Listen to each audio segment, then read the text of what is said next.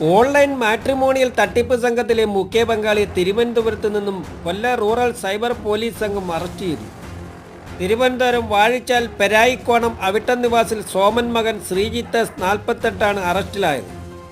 അഞ്ചൽ സ്വദേശിനിയായ പരാതിക്കാരിയുടെ മകന് വിവാഹ ആലോചന നടത്തി കൊടുക്കാമെന്ന് പറഞ്ഞ് വിശ്വസിപ്പിച്ച് പണം തട്ടിയ കേസിലാണ് പ്രതി അറസ്റ്റിലായത്.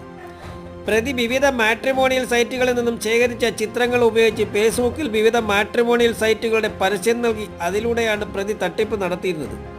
കൊല്ലം rural cyber crime police station inspector Anilkumar V, senior civil police officer Jayesh Jayapal, civil police officer Rajesh എന്നിവർ ചേർന്നാണ് പ്രതിയെ തിരുവനന്തപുരത്ത് നിന്നും അറസ്റ്റ് ചെയ്തത്.